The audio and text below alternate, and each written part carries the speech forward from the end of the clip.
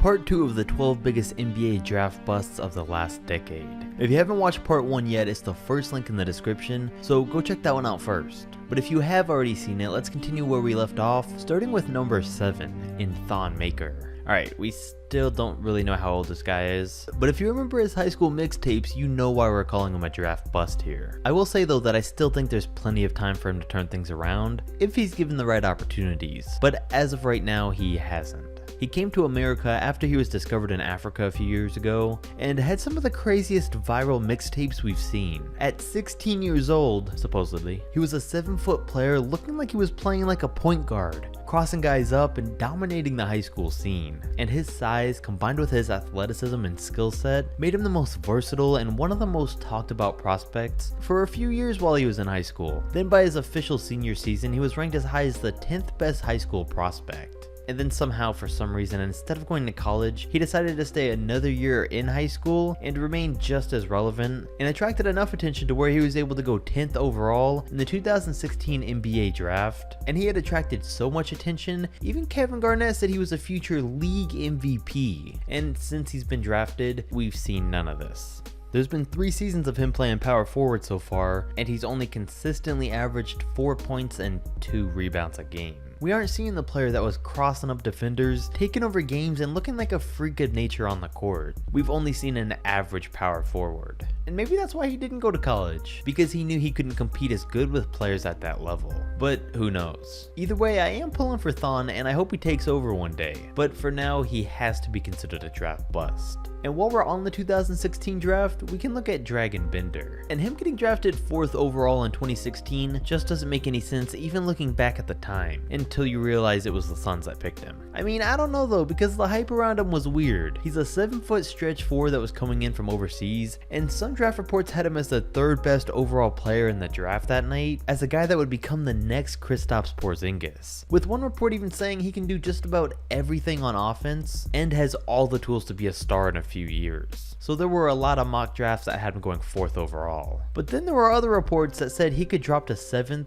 because he won't be the next Porzingis, since he's not going to be able to score enough to be a superstar, and instead would just be a skilled glue guy. And to be honest, even back then that one made a lot more sense. He seemed like more of a Ryan Anderson type player than any Kristaps Porzingis comparison. And on top of that, the fact that he played 12 minutes a game and averaged only 4.5 points a game in his last season overseas should have been a pretty good indicator for teams to not get their hopes up too high. But for some reason they still did. I mean, he was a solid 3-point shooter and had a solid all-around game, but after going 4th overall, he's only averaged 5 points and 4 rebounds a game on 32% from 3 on his career. Now granted, he still is only 21 right now, and scouts did say it's going to take a few years for him to develop, but I'm not seeing any signs from him of having a breakout potential. And until we do, if that ever happens, it just leaves me wondering what people were thinking going into the 2016 draft. And another strange draft bust was Thabeet. And it's weird because I feel usually players that turn out like him don't play through 3 entire years of college like he did. Because you'd think that after 3 years of watching him play, people would see through his weakness and realize that he shouldn't be getting drafted 2nd overall in 2009. But he still was. And we'll get there. To start though, Hasheem didn't play basketball until he was 15, but then finished up a solid high school career where he got recruited by the Huskies. In his first year there, he averaged 6'6" and 4 blocks a game. In his second year, put up 10, 8, and 4.5 blocks a game. And in his junior season was when he attracted national attention. And it was when the 7'3" center averaged 13, 11, and 4 on the year. We will give Thabeet credit though. In the 3 years that he was in college, he developed his game a ton, so I guess you can kinda see why a team would want to go with him. Because that, on top of his 4 block shots a game, with 8 or 9 more altered shots a night, was what scouts were really looking at. But they couldn't have been any more wrong. I mean, his draft comparison was Dikembe Mutombo, and he was drafted over James Harden, Steph Curry, and DeMar DeRozan. The Grizzlies did have the 2nd overall pick that year though, and desperately needed another big guy, and even tried to trade down in the draft but couldn't. So I think that's why he ended up going 2nd overall, and they instantly regretted it. And I don't know that if they did trade down, he would have lasted until they picked him, or if someone else would have drafted him 2nd, but either way, right when he got into the NBA, it was very clear a mistake was made. In his first season, he only started 13 games and averaged 3, 3, and 1 block a game. on top of getting sent to the D-League halfway through the year. And believe it or not, that rookie season was the peak of his career. I mean, those were all career highs for him. He only ever started 4 more games in the league after that, and was completely out of the NBA 5 years later.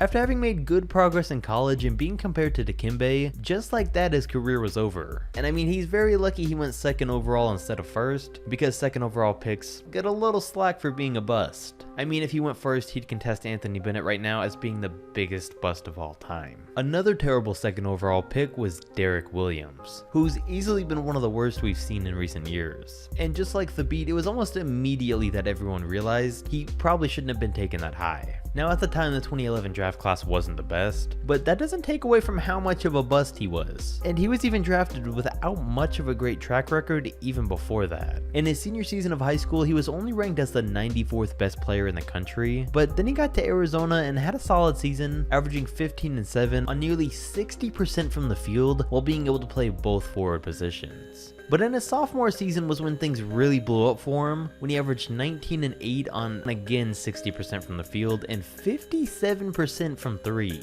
Granted, he only took 2 attempts a game, but that was normal in 2010 and 11.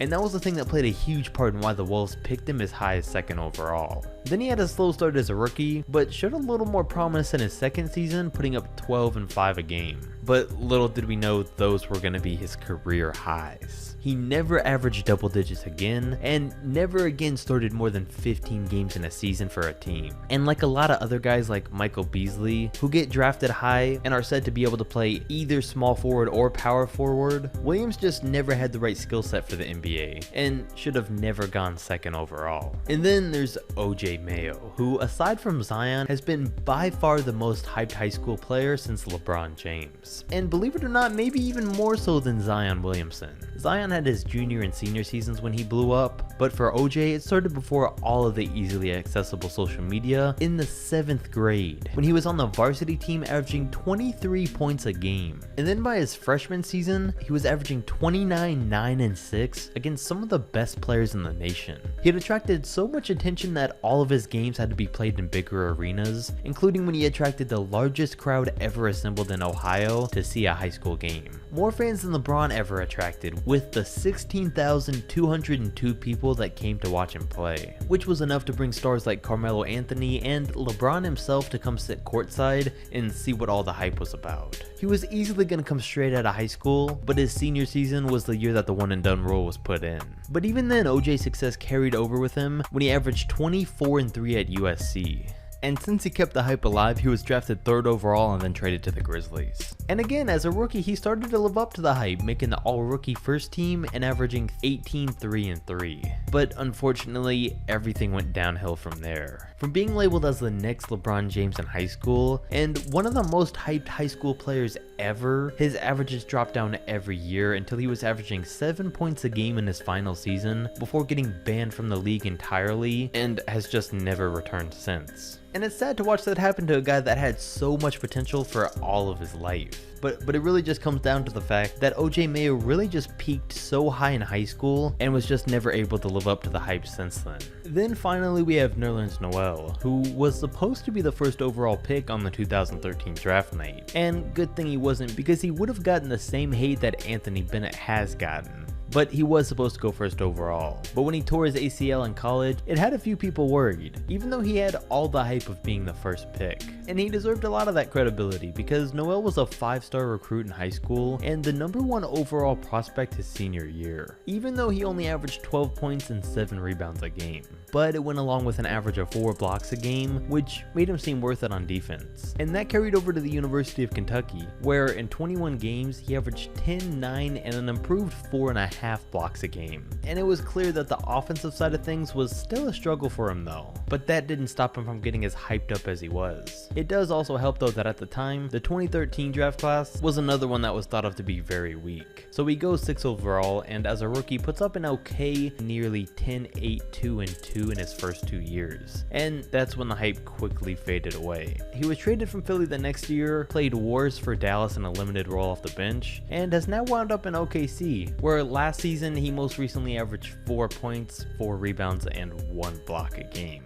He may still be great on defense, but since his offense has never been there and has never developed, there's not much of a high profile spot for him on any team. And like other guys in these videos, there is still a chance he can turn things around one day because he's only 25. But as for now, he's definitely a bust. Personally, I do hope that all these young players I mentioned can turn things around, but as we know, not all of them, if any, will. If you enjoyed the video though, make sure to like, comment, and subscribe, and I'll catch you next time.